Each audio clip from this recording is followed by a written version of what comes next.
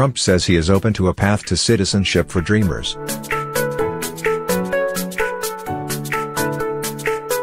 Photo.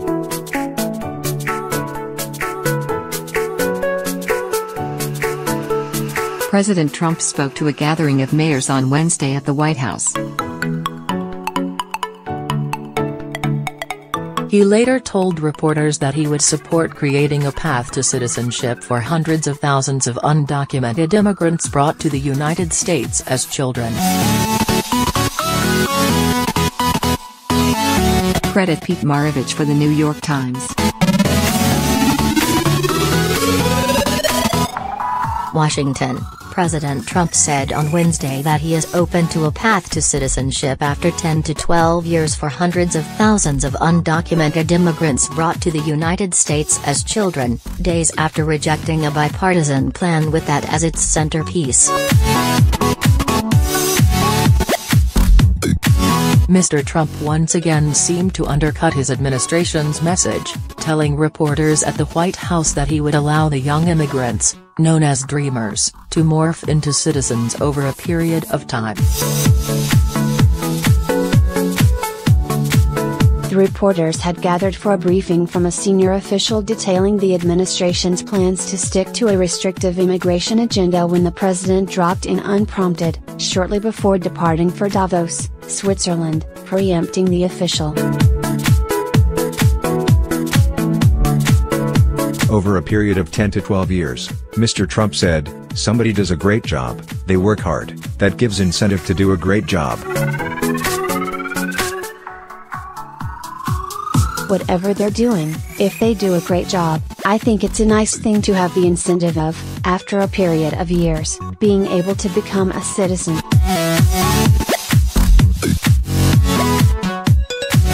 In September, Mr. Trump ended an Obama-era program, called Deferred Action for Childhood Arrivals, or DACA, saying it was an illegal assertion of executive authority by his predecessor.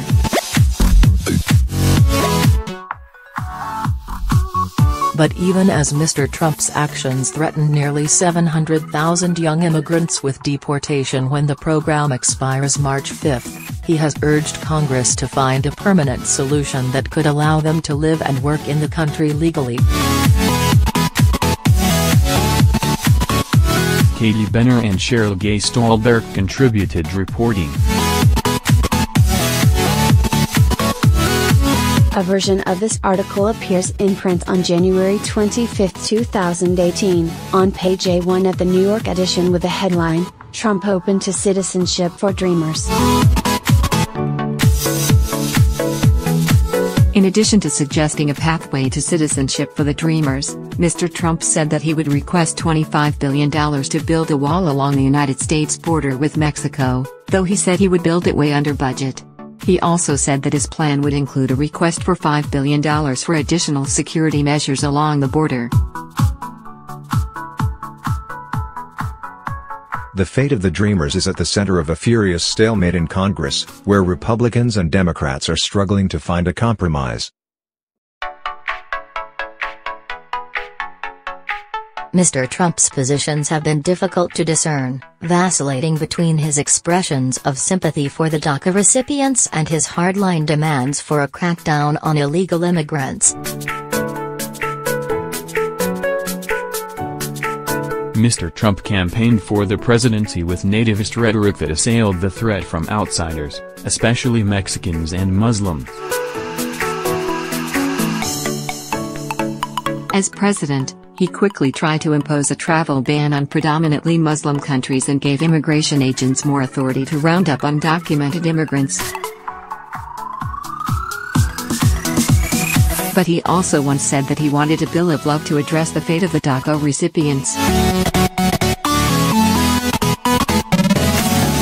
Senator Tom Cotton, Republican of Arkansas, who is a hardline conservative on immigration issues, reiterated that any deal on immigration would have to include Republican demands for tougher enforcement on immigration, saying on Twitter that it must be done responsibly, guaranteeing a secure and lawful border and ending chain migration, to mitigate the negative side effects of codifying DACA. Mr. Trump's remarks drew support from Lindsey Graham, Republican of South Carolina, who has in recent weeks been at the forefront of efforts to reach an immigration deal. Mr. Graham had been one of the architects of the bipartisan plan rejected by Mr. Trump. President Trump's support for a pathway to citizenship will help us get strong border security measures as we work to modernize a broken immigration system, Mr. Graham said in a statement. Finally, with this statement we are on track to solving the immigration problem, which is the political key to rebuilding our military. Senator Richard J. Durbin, Democrat of Illinois, who in 2001 first sponsored the DREAM Act to provide legal status to the young immigrants, also praised the president. The president is headed in the right direction here, Mr. Durbin wrote Wednesday evening on Twitter. As the Trump administration struggled in recent days to produce an on-message stance on immigration, Mr. Trump has kept largely out of sight, as his chief of staff, John F. Kelly, coordinated with Republican leaders while they worked with Democrats to reopen the government after a 3-day shutdown. Mr. Kelly and Stephen Miller, Mr. Trump's senior policy advisor, are immigration hardliners and are major proponents of the kind of legislative framework that earlier in the day Sarah Huckabee Sanders, the White House press secretary, said the administration would release on Monday that would be intended to emphasize conservative demands for tougher immigration enforcement and border protection. Neither Mr. Kelly nor Mr. Miller accompanied the president to the World Economic Forum in Davos. Within hours, Mr. Trump's off-the-cuff comments to reporters seemed, again, to suggest flexibility. But his remarks sent the White House staff scrambling in what one official called a fire drill. After delaying the briefing for nearly an hour, Mr. Trump's aides decided to postpone it until Thursday as they tried to reconcile their plans with the president's words. Mr. Trump, once again, said he will insist on an end to the diversity lottery system, which encourages immigration from a variety of countries.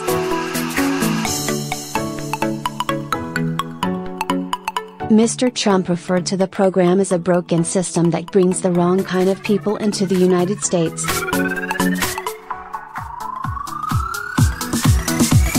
He said that he wanted to negotiate an end to so-called chain migration, but said he would work to allow nuclear families to stay together.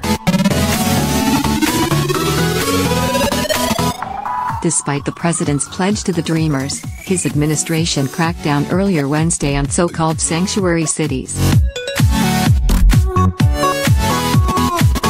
The Justice Department tasked 23 jurisdictions across the country to furnish documents proving that they had not kept information from federal immigration authorities. The department's move caused several Democratic mayors from some of the country's largest cities to boycott a White House meeting with Mr. Trump.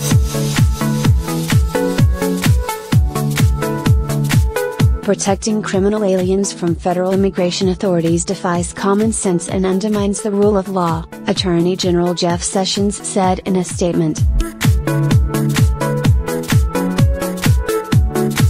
Enough is enough.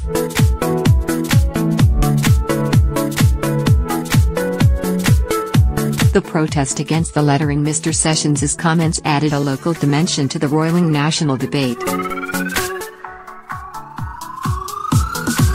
Mitch Landrieu, the mayor of New Orleans and the president of the United States Conference of Mayors, said on Wednesday at a news conference in Washington that he saw the Justice Department's move as an attack, and that he could not in good conscience attend the White House meeting. sanctuary cities, which generally refuse to hold people on immigration agents' behalf without a warrant from a judge, have pushed back hard over the past year on the administration's attempts to force them to abandon their stance by cutting off federal funding to them.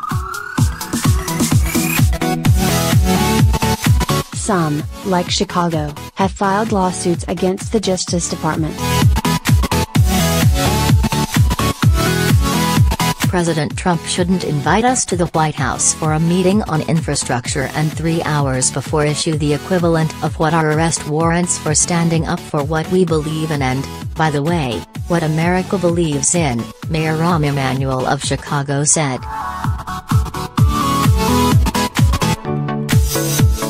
Mr. Sessions has taken a hard line on the issue since his days as an Alabama senator. Since Mr. Trump took office, both men have focused on sanctuary cities, accusing such places of flouting the law and helping convicted criminals evade deportation.